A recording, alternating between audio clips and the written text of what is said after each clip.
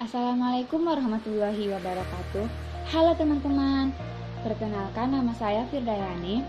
Saya mahasiswi semester 6 Fakultas Ilmu Pendidikan Guru Sekolah Dasar Universitas Pahlawan Tuanku Nambusai dengan dosen pengampu Bapak Mufarizuddin MPD. Oke, materi yang akan kita bahas kali ini yaitu tentang lingkungan. Apa sih yang dimaksud dengan lingkungan?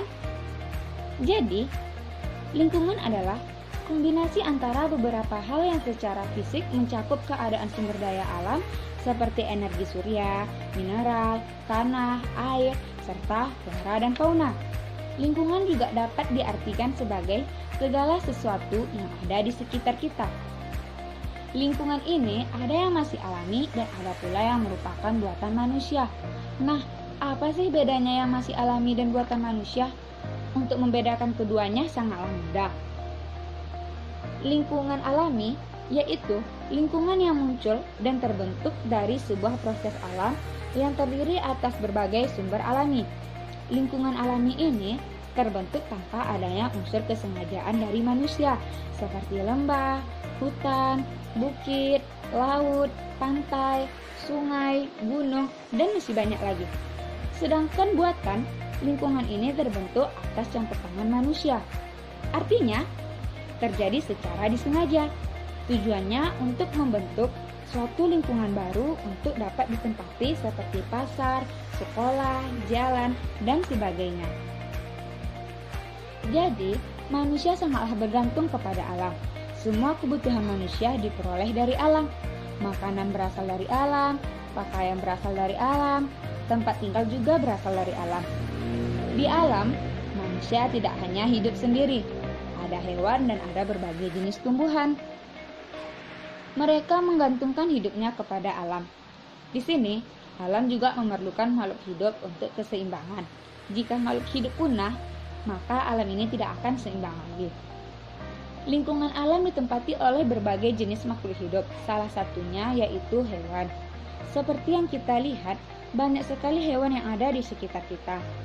Di sini ada beberapa jenis hewan liar seperti harimau, singa, gajah, badak, dan ada juga hewan peliharaan seperti kucing, anjing, dan ada juga hewan yang diternakkan seperti ayam dan bebek. Manusia juga bisa memelihara hewan untuk dimanfaatkan tenaganya. Contohnya itu seperti kerbau untuk membajak sawah, kuda untuk menarik delman, ayam dan itik itu telurnya untuk dimakan yang bisa juga dijual di pasaran. Jadi, hewan-hewan itu sangatlah banyak memberi manfaat untuk kehidupan sehari-hari kita. Oleh karena itu, kita harus merawat hewan tersebut. Jangan sampai hewan-hewan itu punah ataupun keberadaannya menjadi langka. Seperti yang kita ketahui, ada beberapa hewan yang hampir punah, bahkan juga ada sudah yang punah, yaitu dinosaurus. Hewan yang hampir punah atau hewan langka ini hidup di alam bebas. Mereka termasuk hewan liar, seperti gajah, rusa, jerapah, dan harimau. Nah, hewan-hewan langka tersebut merupakan kekayaan negara, maka dari itu kita harus melestarikan. Negara juga sudah menyediakan tempat untuk melindungi hewan langka tersebut. Tempat itu dinamakan Suaka Marga Satwa. Dunia hewan ini disebut dengan fauna. Nah, jika dunia hewan disebut dengan fauna, dunia tumbuhan disebut dengan apa ya? Ya, tepat sekali. Dunia tumbuhan dinamain juga dengan flora. Ayo, lihat di sekeliling kalian. Bukankah banyak tumbuhan? Nah, tumbuhan-tumbuhan itu memiliki beberapa manfaat. Ada yang bisa dijadikan bahan makanan seperti padi dan jagung. Ada juga sebagai obat-obatan yaitu jahe dan kencur. Ada juga untuk bahan sandang, kapas dipintal menjadi benang dan benang ditenun menjadi kain.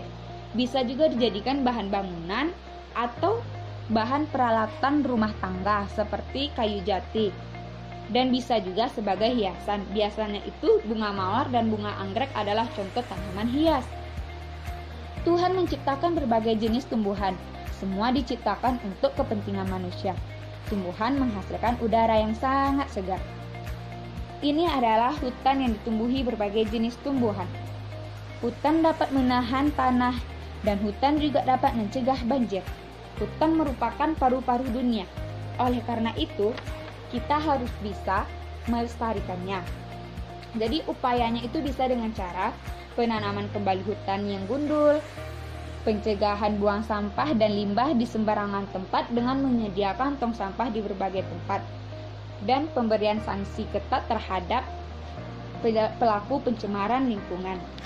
Oke teman-teman, cukup sekian pembelajaran dari saya. Semoga bermanfaat bagi kita semua. Assalamualaikum warahmatullahi wabarakatuh. Bye-bye.